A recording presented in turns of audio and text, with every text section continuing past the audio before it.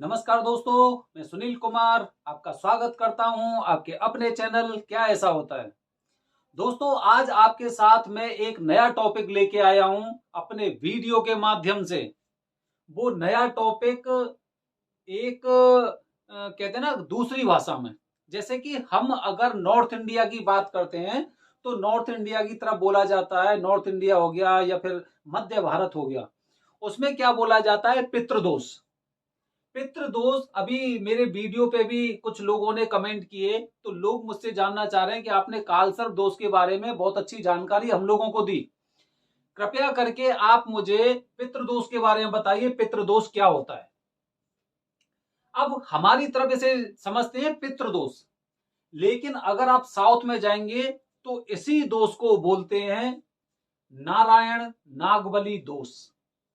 नारायण नारायण नागबली दोष क्या होता है?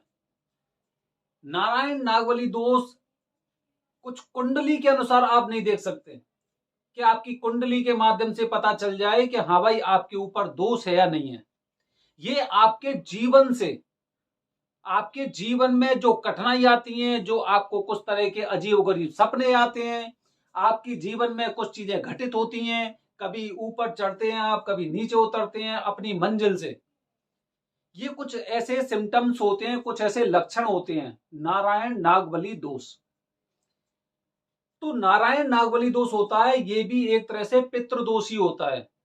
और ये जो पूजा की जाती है, इस दोष के निवारण के लिए जो पूजा की जाती है, वो ऐसा नहीं कि आप कभी भी करवा लो। इस पूजा के लिए अलग अलग तिथियां निर्धारित होती हैं कि भाई इस वाले नक्षत्र में ही आप इस तरह की पूजा करवा सकते हैं।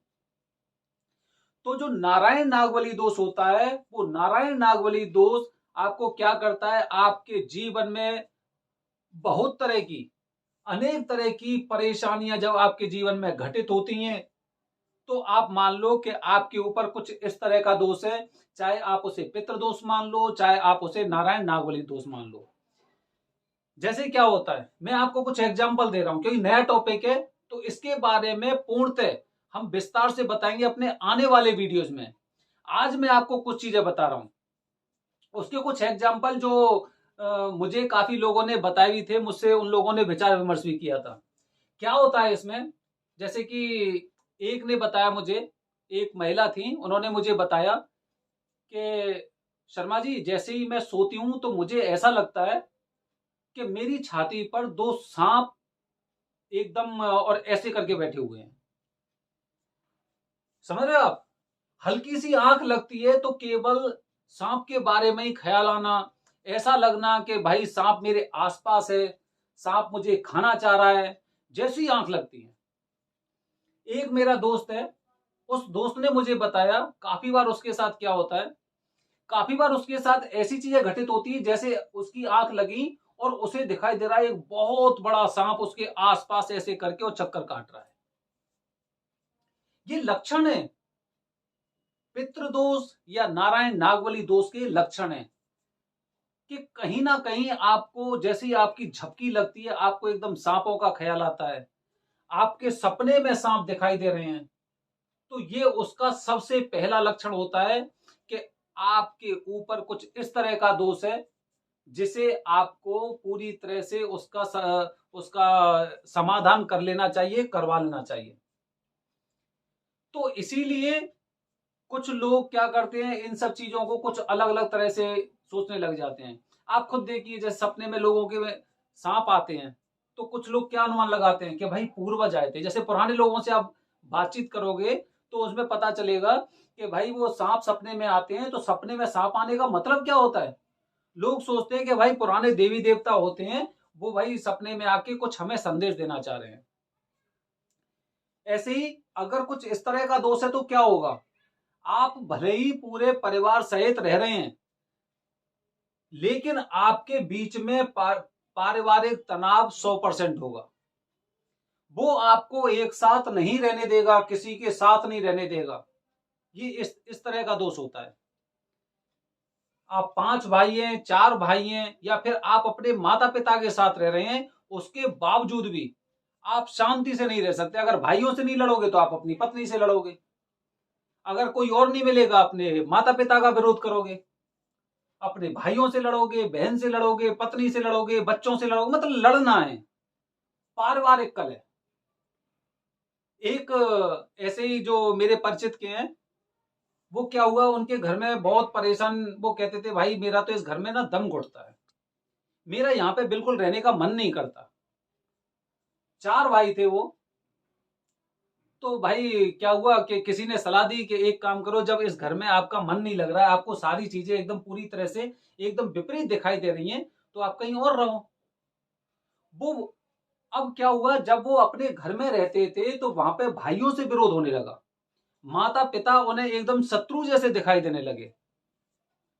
अब उसके बाद क्या हुआ, उसके बाद जैसे ही उन्होंने घर छोड़ा, और घर छोड़ने के बाद जब वो दूसरे घर में रहने लगे तो स्थितियां और ज्यादा विकराल हो गई। पहले उन्हें क्या लगता था, पहले उन्हें ये घर एकदम ऐसा लगता था जैसे काटने के लिए दौड़ रहा है। लेकिन जब उन्होंने देखा कि भाई कम से कम यहां से तो मैं सुखी रहूंगा, लेकिन जैसे ही वो लोग बाहर गए तो बाहर जाके जब वो दूसरे घर में जो उन्होंने खुद अपना घर लिया था, वहां पर जाकर तो स्थितियां एकदम विकराल हो गई।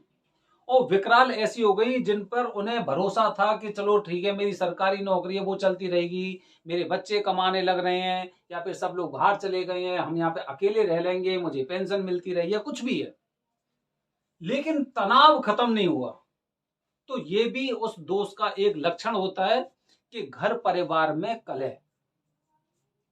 इसके साथ और क्या होता है, आपने बहुत अच्छी शिक्षा ग्रहण की है, और बहुत से अच्छी शिक्षा लेने के बावजूद भी आपने बहुत अच्छी नौकरी पकड़ी, लेकिन फिर भी आप तरक्की नहीं कर पाए।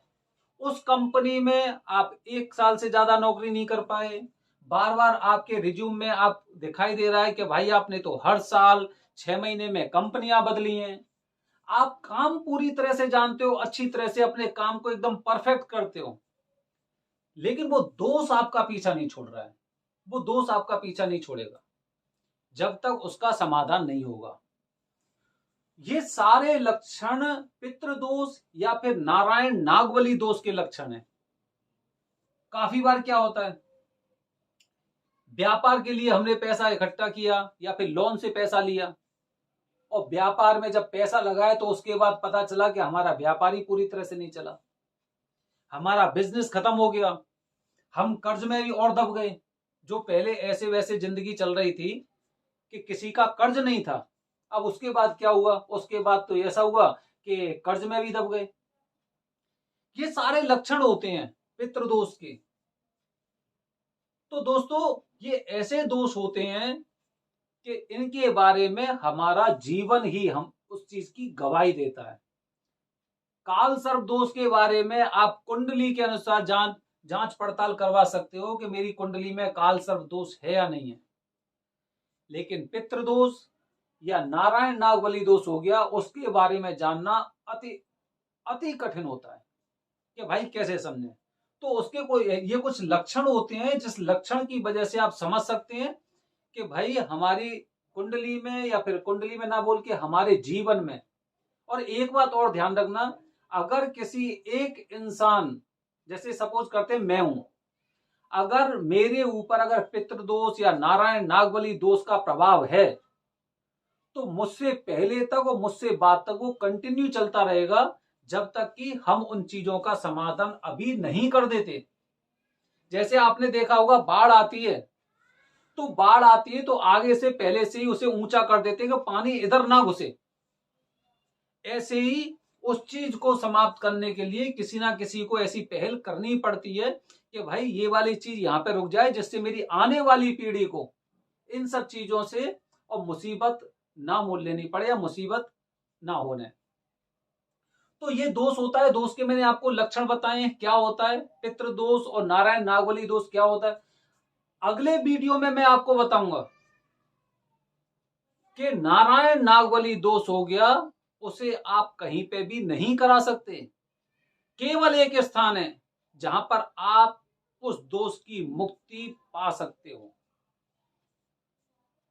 काल सर्प दोष पूजा में आप त्र्यंबकेश्वर में कहीं पर भी उसकी पूजा करा सकते हैं, त्र्यंबकेश्वर में।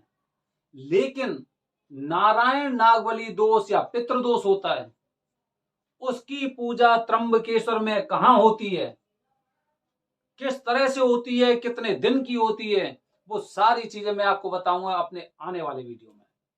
दोस्तों जुड़े रहें हमसे, हम आपको कुछ ऐसी नई नई जानकारी देंगे जो जानकारी आपकी जिंदगी तो अवश्य बदलेगी, क्योंकि जब हम नियम के अनुसार चलेंगे तो चीजें सकारात्मक होनी है। मैं अपनी आने वाली वीडियो में यह भी बताऊंगा कि पितृदोष की पूजा या फिर नारायण नागबली दोष की पूजा किसे करनी चाहिए। धन्यवाद दोस्तों, जय हिंद, जय भारत, हर हर महादेव।